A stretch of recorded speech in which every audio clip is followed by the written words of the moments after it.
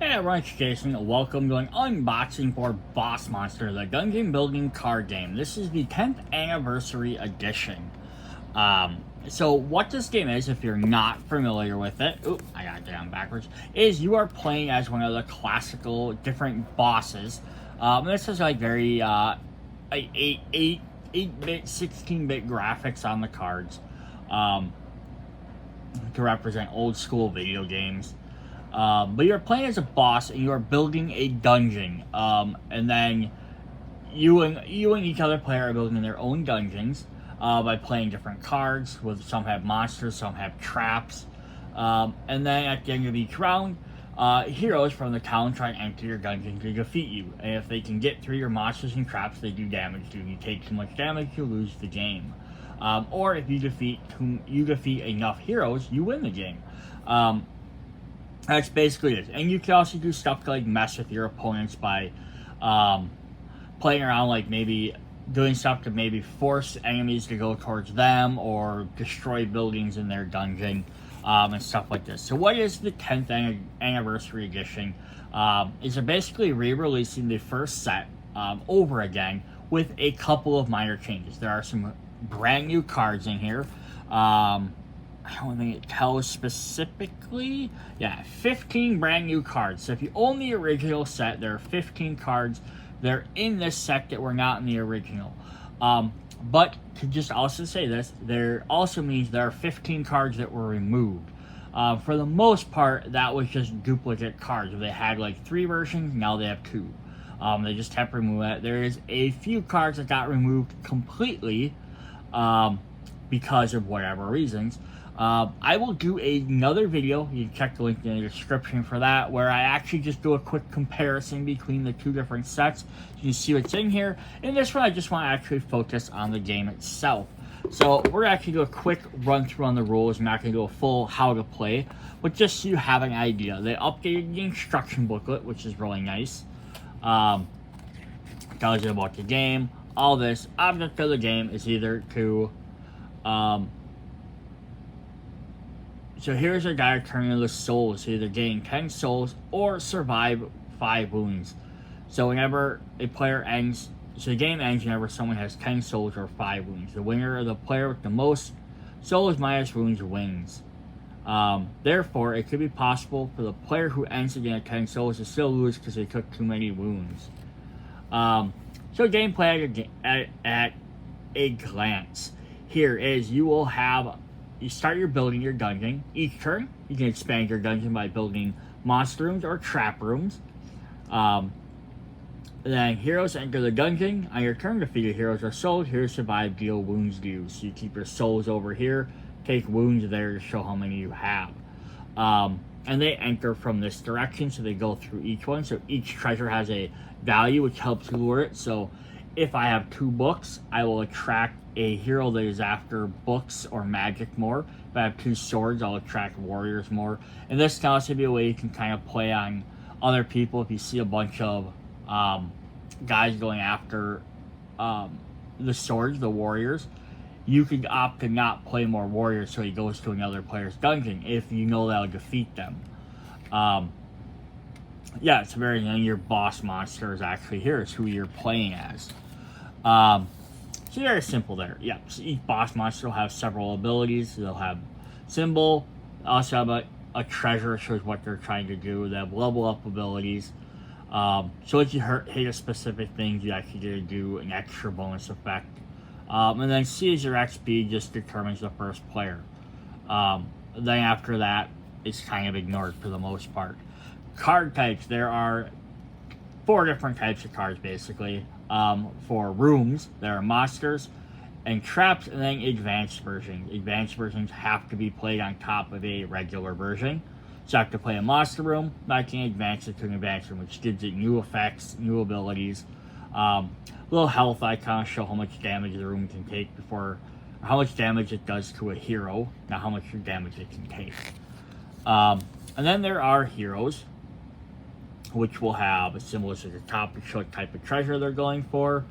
There are regular and epic heroes. Epic heroes sometimes have special abilities as well. That's how much damage they can take. So this hero can take 4 damage before they would lose. And then on the bottom here, you'll show how many players. You should play 4 players, you play them. Play with less players, you remove certain cards. So, and then we also have spell cards. These are cards you get to play during your turn, and they'll help you also build your dungeon. Some use the axe or hammer, used only during the build phase. Some are during the adventure phase, and some are during either. Such as send your hero in your dungeon back to the first room. So this could be helpful, because if they can only take 4 damage and they enter a room and take 2 damage, you can send them back. They have to re-enter that room and they take 2 more damage. More some setup stuff, building your room. That's basically how your thing will start. You only have 5 slots for your rooms. So you're not building an infinite dungeon. So you have to kind of, sacrifice some, advance some, and do some other stuff that way. And that's basically the gist of how all that goes. I'm not going to get into too much of the other stuff. Show the different hero types. Money bags are for thieves, swords are for fighters, tomes are for mages, and holy symbols are for clerics. And it's just showing, so it's like saying here, if we had 2 different dungeons. So it's saying here, the heroes, there are a mage, a cleric, and a thief. So the mage is going to go to the room with 2 books, where these guys don't have any. The cleric will go down here, we have 3 holy symbols, and they only have 1. And the thief will come here, even though they both have 1. The thief won't go anywhere. It doesn't pick. So it stays out there. So then now the next round, if you know you could beat the thief, you could opt to play another bag and try and lure him. Or, if you know that the opponent can't, you could not play one, hope that they play one, and maybe attract them. Just kind of a little interesting game that way as well. There's some difficulties, some other stuff there. Again, I'm not going to go over every single thing. They updated just a bunch of the rules in here. So here's your turn of play. Begin turn, build phase, bait phase, adventure phase, end of turn. Pretty simple. Then they also have a quick start guide too as well. You could keep out, just so that way you don't have to reread through the rules every time. Which is also very nice.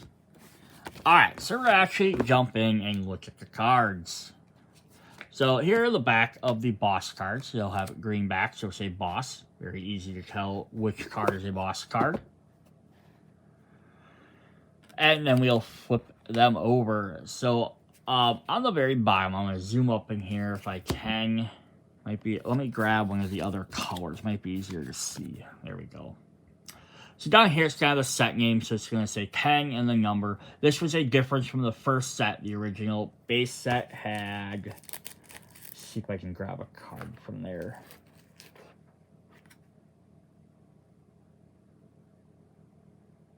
Yeah, so the original base game had boss, monster, room.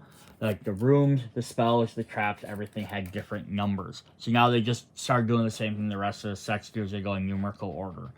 And then they have the new symbol down there. So, alright, we're going to go ahead and look at these. So some of these guys are repeats, some are brand new. But we're going to have Draculord, the Hypnotic Vampire. Level up. Target opponent reveals their hand to you. Take one of those cards and put it into your hand. Ooh, so that's kind of stealing from your opponent. That's a very villainy thing to do. Move my camera down here to get a little bit better view of these cards without having to zoom way in.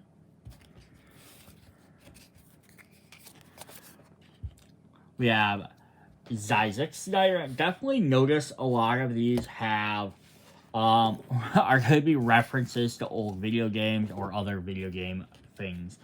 The Progenitor Lich. I think this is supposed to be referencing like Gary Zyzix, who's the creator of Dungeons and Dragons. Choose 2 cards from your discard pile and put them into your hand. Our third clerical monster is Absent Number. Rare Glitch, which is a reference to Missing Go from Pokemon. Level up. Discard all your room cards. Each hero enters the dungeon and is killed in the first room it enters this turn. Ooh. That's very interesting. So that's a very good one-time ability. And then we have King Croak, who is a good reference to, what's his name? He's the frog from Super Mario 2. I'm assuming that's probably like a semi Bowser reference. Sulking of the Sewers. Level up. Search the room deck for or discard pile for an advanced monster room, and you may immediately build the room over a room with the matching treasure type.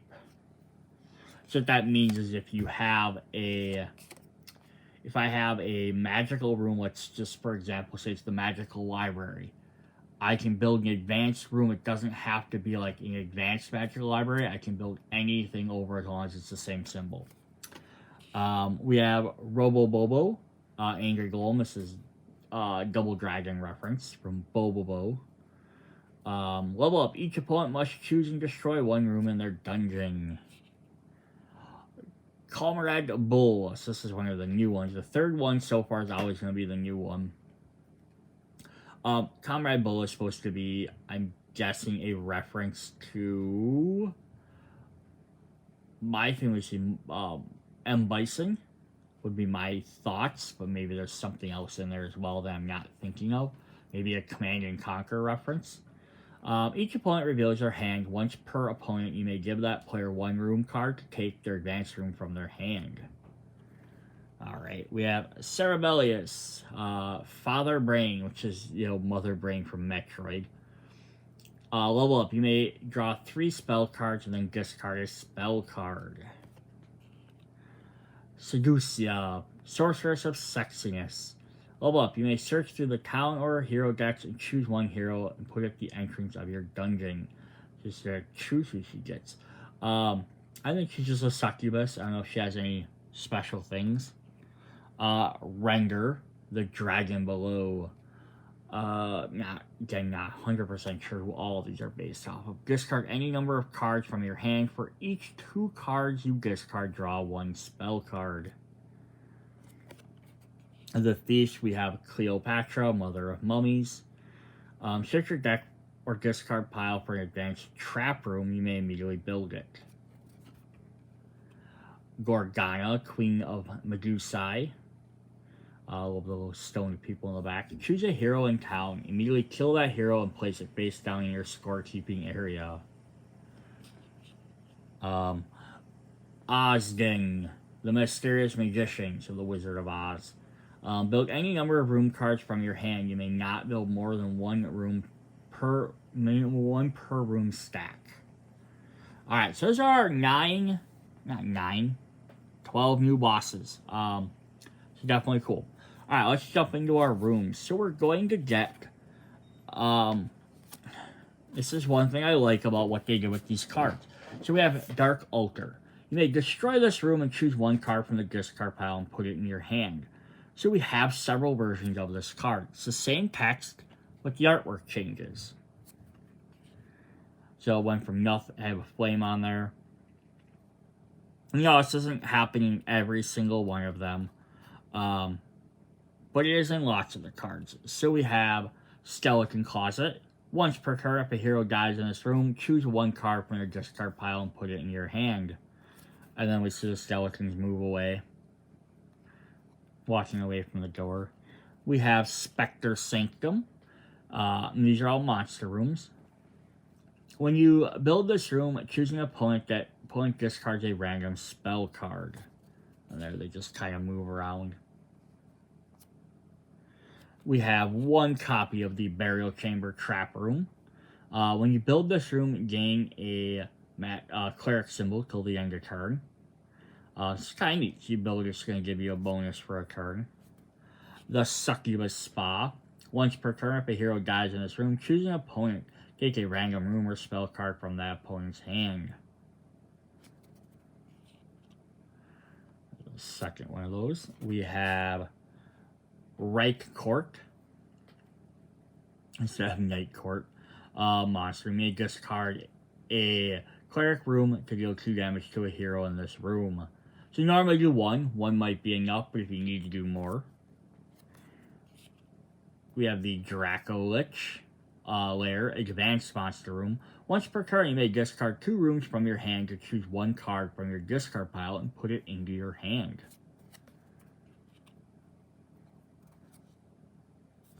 the Vampire Bordello Advanced Monster Room. Once per turn, if a hero dies in this room, you may heal 1 wound. Flip over 1 face-up hero, adding its soul to your value. And there's that one. So not all of them have like very, very distinct different artwork. There, it's just the backs moved a little bit versus the ladies moving. But it's still neat that they do have some different little bits here and there. Alright, then we're going to go to the Warriors room. And you can see some of these guys get double symbols as well. Goblin Armory. Monster rooms adjacent to this room have +1 health or damage. So this is what's fun about these, because they have, like, sometimes playing certain cards next to each other in certain orders is going to make a difference. And since you have to play them left to right, you can't just drop cards randomly. You have to kind of plan ahead. We get 3 different copies of that one. We have the Golem Factory, which I love. These are producing double dragon looking characters to go with the Bobobo. Robobobo. Once per turn, if a hero dies in this room, draw a room card. And I didn't show that, but on the back they'll have room decks. We know that these are room cards. We have the Garage Shop Monster Room. When you build this room, gain 1 sword till the end of turn. Minotaur's Maze. The first time a hero enters this room, send it back to the previous rooms. It doesn't do anything, but it makes them have to go back. And then we add the map. We have the Fodder Launcher. You may discard a warrior to deal 2 damage to a hero in this room. The Neanderthal Cage. You have 2 of those. You cannot build any advanced room on Neanderthal Cage. It's so powerful already. The Beast Menagerie Advanced Monster Room. Once per turn, when you build another monster room, draw a room card.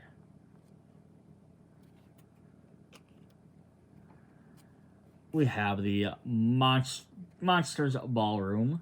This room's damage is equal to the number of monster rooms in your dungeon. It doesn't matter what color they are. Goblins in the Punch, which is gross. So those are our warrior cards. Our mage cards, we have the Dark Laboratory. When you build this room, draw 2 spell cards and discard a spell card. And a third one. The Brain Sucker's Hive. Once per turn, if a hero dies in this room, you may draw a spell card. A little bit different artwork for that one.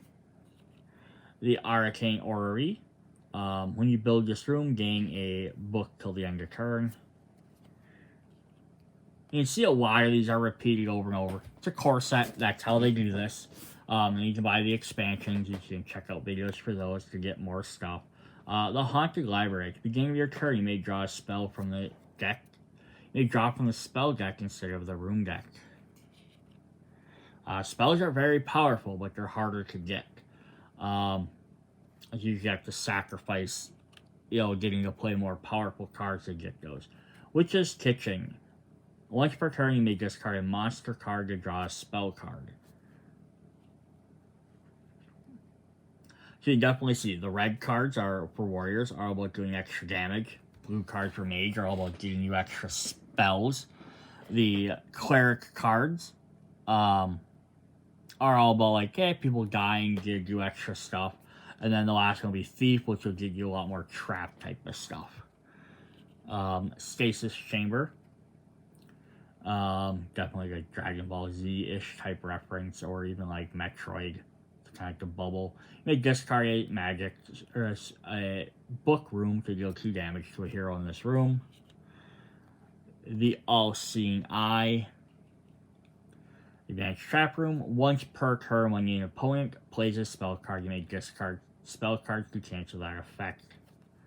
The Liger's Den. Once per turn, when you play a spell card, draw a spell card. So those are all our blue cards.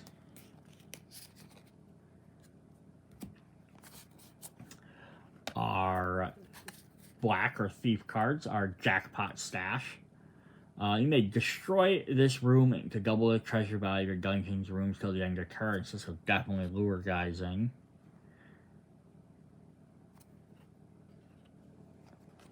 We have the bottomless pit. You may destroy this room to kill a hero in this room because they tried to go for the money bag and they lost. The claw machine. When you build this room, gain 1 money bag till the end of turn. The boulder ramp. You may destroy another room in your dungeon. Deal 5 damage to 1 hero in this room.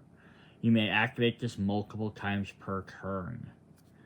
And there's rolling down the hill. Exploding Trove. You may discard a money to deal 2 damage to a hero in this room. Gizaga's Hallway. If the room on this right is the one is a trap, it has +2 attack. Or health or damage, however you want to call that. The Recycling Center. Parts into bombs. When another room in your dungeon is destroyed, you may draw 2 room cards. We have the Crushinator. Once per turn, you may destroy another room in your dungeon to give all your rooms +2 till the end of turn. Just flips the art around on that one. Alright, so those are all those. Then we have some special double rooms, which are gold. And these will give us multiple symbols. You have the Centipede Tunnel Monster Room. When you build this room, you may swap the placement of 2 rooms in any one dungeon. Yours or your opponent's. The Construction Zone. When you build this room, you may immediately build an additional room.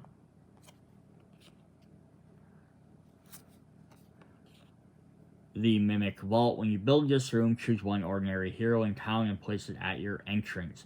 So they're ordinary and they're epic heroes. So we'll see the difference of those a little bit later. Monstrous Monument. When you build a room, draw a room card. We have the Torture Chamber. You may destroy this room by choosing an opponent to discard a random room card. The Zombie Prison. You may destroy this room to choose a hero in the opponent's scorekeeping area and send it back to the entrance of that player's dungeon. The Dragon Hatchery. This room contains all 4 treasure types, but has no other effect. We actually get 3 of those. So those are all of our different room and trap cards. And monster and trap room cards. Up next, we have the spell decks. This is a separate deck of cards. You just start with a few of these, otherwise they're a little bit harder to get to. But we have the Annihilator. Sound heroes show what time it can be used. It says give 1 trap +3 till the end of turn. You get some different artwork for some of these guys as well. The Assassin. Choose a hero in an opponent's dungeon. Give that hero +3 attack to the +3 health to the end of turn. So this helps. This is like where you punish your opponents instead. We have 3 of those. We have the Cave-In. Destroy a room in your dungeon. Kill any hero in that room. We have Counterspell. Of course, you have Harry Potter and Voldemort lookalikes here. Choose a spell that has just been declared. Cancel the effect of that spell. The canceled spell is sent to the discard pile. A boss attack. See him punching these guys out of their shoes. Deal 5 damage to the hero in the last room of your dungeon. Fear. Choose a hero in any dungeon and send it back to town. Heist. Choose a room in any dungeon until the end of the turn. Ignore its treasure icons. They're lowering money into that hole. We have the Void. Choose a room in any dungeon until the next turn. Heroes skip that room. So this could help you mess with your opponent, of course. Move them down. We have Giant Size. Give 1 monster room +3 till the end of turn.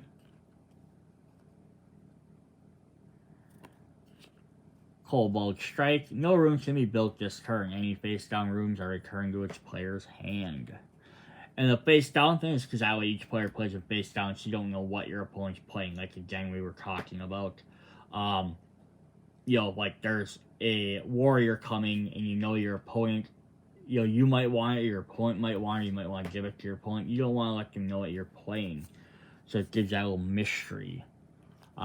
Motivation. If you have fewer rooms than an opponent, you may build an extra room this turn.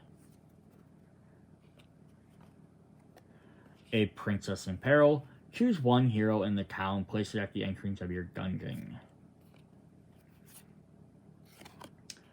Soul Harvest. Choose a face-down hero in your scorekeeping area, remove it from the game, and draw 2 spells. Teleportation with portals. Send a hero in your dungeon back to the first room of your dungeon. And then he teleports Bagley. Trepidation. Choose a player with at least two more souls than you that no heroes enter that player's dungeon this turn. And then finally, our last spell card is Zombie Attack. Choose a hero in the opponent's scorekeeping area, send it back to the entrance of that dungeon.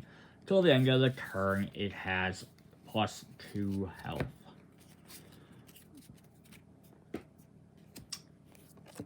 Alright, then we have our hero cards.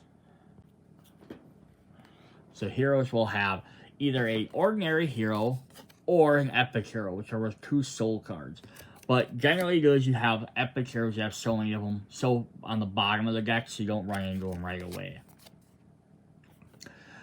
The ordinary heroes are up at the top, they just have the name, say ordinary heroes, show what it goes after. Lots of their stats are kind of the same. But what is neat is they have all this little flavor text. We have Nick the Masher.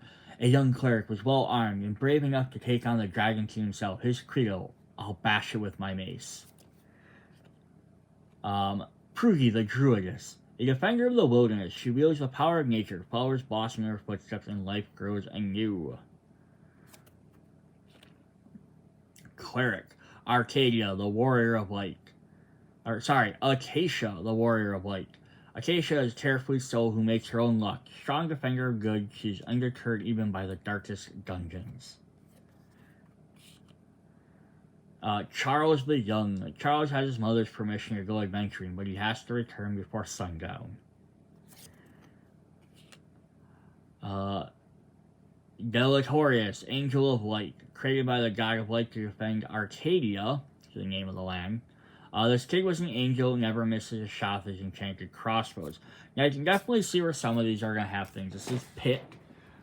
Is based on Pit from the, what's the name of those series? Kid Icarus series. Our last cleric is Romeo the Indigo Friar. He is dedicated to the man of the cloth who wants to see the world coated in blue. You might think he's depressed, but he's actually very happy.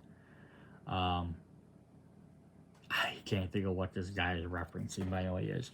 But here we have fighter Bowden the Panther. This is based off Ghosts and Goblins, Arthur. Bowden's courage matches only by his forgetfulness. The quest to find his misplaced armor continues. Jarek, Squire to the Lion Knights. As a squire, Jarek loves nothing more than stories and legends. He has the idea that he would someday become one. Fire's Breath, heroine of Arcadia. The scarlet-haired woman known only as Fire's Breath has pledged her deadly twin blades to fight for liberty. I think this is a reference to Sonya Blade. Not Sonya Blade. Red Sonja. Ugh, wrong Sonya. Samurai Tom. Not truly a samurai, but his master is Ronin, seeks honor and glory. Johnny of the Evening Watch. Humble member of the Evening Watch, his Bangle brothers are sworn to forsake family and take the gray and clear dungeons. Is this a reference to Jon Snow with the ice and stuff? Probably from like Game of Thrones. Crystal and Alan of Gerd. Bound by unbreakable ring of Gerd, these lovers became the most dangerous husband-wife team in the adventuring business. I know, I should really have looked up all these references before I did this, because there's so many. Here we have our mages. We have Teague and the Magic Bubble. I think there's a video game called Boy in the Bubble, which is what this is supposed to be. Armed with this trusty bubble, Teague braves dangerous castles and dungeons in search for the musical instruments stolen from his people. Brandork the Never Wrong. Schooled in 7 flavors of magic, Brandork follows the teachings of a master face, the Omniscience Celestial. Mitchell, the Judge, has wandered the plains, hopelessly lost, ever since his wife Nikki sent him to the store for diamond sugar dust. This is Jace from Magic the Gathering. Talish Nine Fingers. The worst thief ever, Talish lost a finger in his freedom one night, caught magic imprisoned by the sorcerer's cellmate who now kills evil with fire.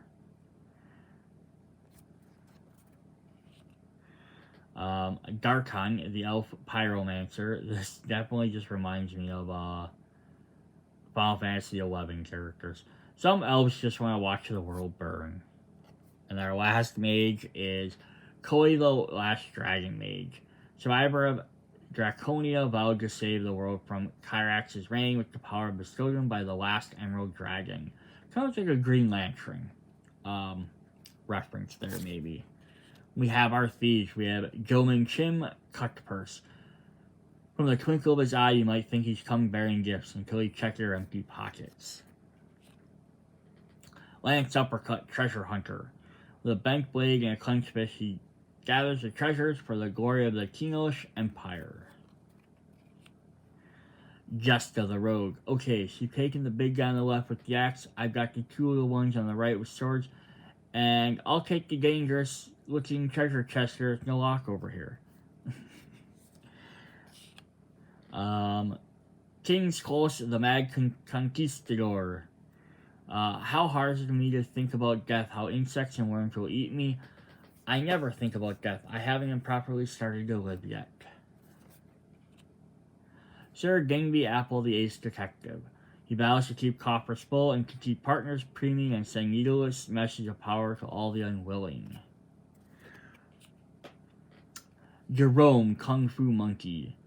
Visitor from a distant land, his hyperactive monkey has started the way under the legendary Sifu Wang. This is the Monkey King. And then we have the Fool. The Fool is going to the darkness, to the dungeon of the player to fewest souls. In case of ties, he stays in town until the tie is broken. Alright, so those are the different regular heroes. Then we have a bunch of epic heroes. Let's start back with clerics. We have Caitlyn, the angelic healer. Among the most exalted defenders of the righteousness, Caitlyn is sometimes referred to as Asimila Luce, the highest light. Cerberus Dirtbeard, the canine cleric. Hailing from the highlands, the flea-bitten friar never turns down a fetch quest. Lord Vanet, a prophet collected from the tithes for the omniscient celestial. His miracles are enhanced by the brandwing distilled of the monks of Ninehing. Oh, I butchered every one of those words. Jejun and Everleia, holy sisters. Tenacious and vivacious, each is a threat on her own, but woe betide any who would stand against the sisters in united power, since these guys are getting up to giant health amounts. Our fighter, we have Frankov the Envoys. This is Markov. A Russian type game. This brave warrior stands against the evil that rules the world. Nate, the Squid Slayer. This Swirly Warrior defeated the mighty Squib, Lord of the Rocktopie, and now he seeks to destroy King Croak himself. Antonius, the Rune Knight. An elite dragoon, Sir Tony wears armor and strives with magical runes and ancient mysterious power. Asmor the Audis. When Asmor lacks in tactical acuity, he more than makes up for his impulsive. There is no door he won't knock down, much to the frustration of Arcadia's innkeepers. Our first mage, Tempros the Time Marauder. He would use his control over time to engulf crime. In his hands, the world could be a utopia. Chia Kang, Mystical Warlock of You. Hey, listen. I think the boss monster is Silence Fairy. I will crush them through the fire and flames in the name of the Order. I think that's the Hey Listening Fairy. That's a Zelda reference. Tarek Warhelm, half-elf archmage. Weakened by the evil curse, this once mighty warrior dons his red robes and turns to magic. His spells are channeled through the magical helmet of untold power. The Mage, Wayward the Drifter. He's a traveler from a strange land whose only goal is to do whatever is right, whatever that means. Haya, the legendary shinobi. Arcadia's dailish ninja. Haya abides by the proverb that revenge is a dish best served cold. Blackbeard Jake. He hides all the treasure he won from his insult, sword fighting, and booty-filled trap cave on the coast town called Astoria. Cecil Leron, the master of Fractorium. The ultimate jack of all trades, Cecil isn't above taking mercenary work to earn gold and glory, but his real goal has never changed: to find a way to return to his betrothed Navera, sealed into a rapier in her original form. And our final card is Wallbanger Basket Weaver. Of course, this is a hobbit.